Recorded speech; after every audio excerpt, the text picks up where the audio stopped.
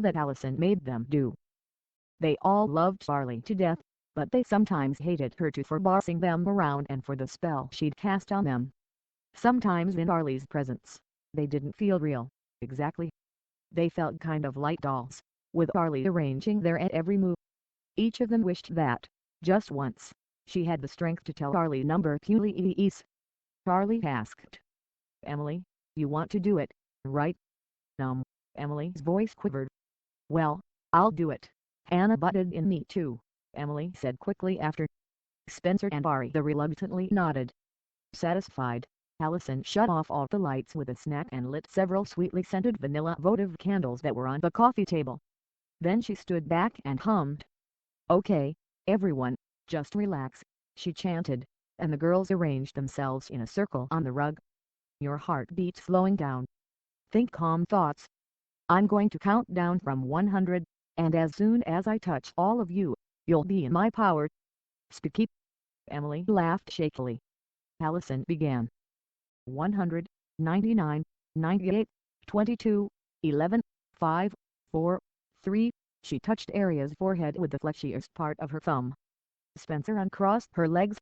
Aria twitched her left foot. 2. She slowly touched Hannah, then Emily, and then moved toward Spencer. 1. Spencer's eyes sprang open before Allison could reach her. She jumped up and ran to the window. What are you doing? Charlie whispered. You're ruining the moment. It's too dark in here. Spencer reached up and opened the curtains. No. Allison lowered her shoulders. It's got to be dark. That's how it works. Come on. No, it doesn't. The blind stuck. Spencer grunted to wrench it free. No, it does. Spencer put her hands on her hips. I want it lighter. Maybe everyone does. Allison looked at the others. They all still had their eyes closed. Spencer put her hands on her hips. It doesn't always have to be the way you want it, you know. Allison barked out a laugh. Close them. Spencer rolled her eyes. God, take a pill. You think I should take a pill? Allison demanded. Spencer and Allison stared at each other for a few moments.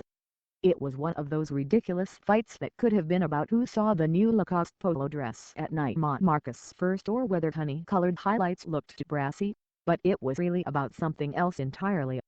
Something way bigger. Finally, Spencer pointed at the door. Leave? Fine. Allison strode outside. Good.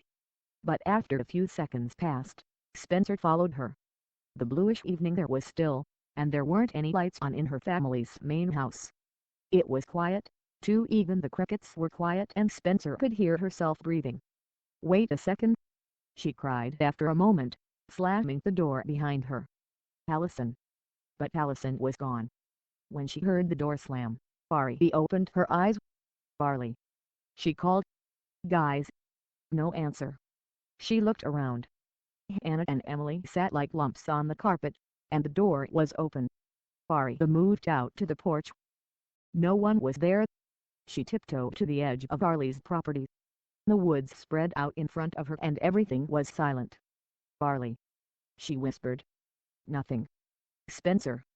Inside, Hannah and Emily rubbed their eyes. I just had the weirdest dream, Emily said. I mean, I guess it was a dream. It was really quick. Allison fell down this really deep well, and there were all these giant plants. That was my dream too, Hannah said. It was? Emily asked. Hannah nodded. Well, kind of. There was a big plant in it. And I think I saw Allison too. It might have been her shadow, but it was definitely her. Whoa, Emily whispered. They stared at each other, their eyes wide. Guys. Aria stepped back through the door. She looked very pale. Are you okay? Emily asked. Where's Allison? Aria creased her forehead. And Spencer? We don't know, Hannah said. Just then, Spencer burst back into the house. All the girls jumped. What? She asked. Where's Farley? Hannah asked quietly. I don't know, Spencer whispered. I don't know. The girls fell silent. All they could hear were the tree branches sliding across the windows. It sounded like someone scraping her long fingernails against a plate. I think I want to go home, Emily said. The next morning, they still hadn't heard from Allison. The girls called one another to talk, a four-way call this time instead of five. "Do you think she's mad at us?"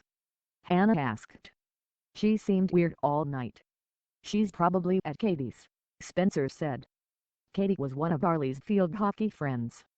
"Or maybe she with Tiffany, that girl from camp," Ari offered. "I'm sure she's somewhere having fun," Emily said quietly. One by one, they got calls from Mrs. Di Laurentiis, asking if they'd heard from Arlie. At first, the girls all covered for her. It was the unwritten rule they'd covered for Emily when she snuck in after her 11 p.m. weekend curfew.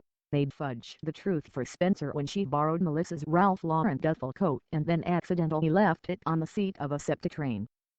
And so on. But as each one hung up with Mrs. Di Laurentiis, a sour feeling swelled in her stomach.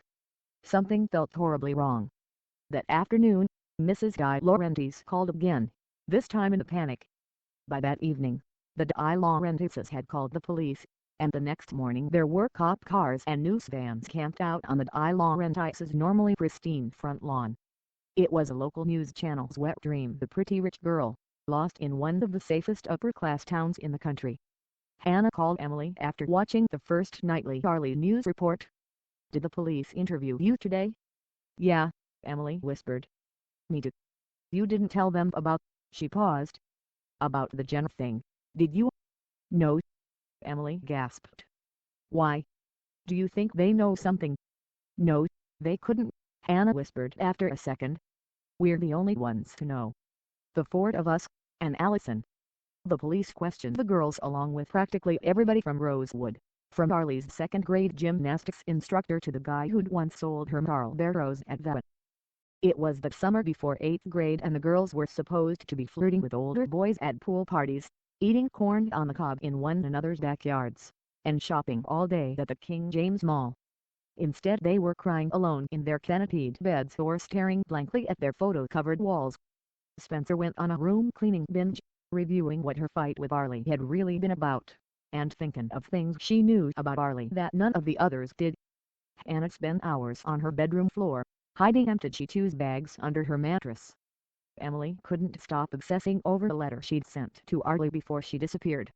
Had Arlie ever gotten it? Aria sat at her desk with Pig Shania. Slowly, the girls began calling one another less frequently. The same thoughts haunted all four of them, but there wasn't anything left to say to one another. The summer turned into the school year, which turned into the next summer. Still no Arlie. The police continued to search but quietly. The media lost interest, heading off to obsess over a Center City triple homicide. Even the Di Laurentiises moved out of Rosewood almost 2.5 years after Allison disappeared. As for Spencer, Aria, Emily, and Hannah, something shifted in them, too. Now if they passed Arlie's old street and glanced at her house, they didn't go into instant crime mode. Instead, they started to feel something else. Relief. Sure, Allison was Allison. She was the shoulder to cry on, the only one you'd ever want calling up your crush to find out how he felt about you, and the final word on whether your new jeans made your butt look big. But the girls were also afraid of her. Arlie knew more about them than anyone else did, including the bad stuff they wanted to bury just like a body. It was horrible to think Arlie might be dead, but, if she was, at least their secrets were safe. And they were. For 3 years, anyway.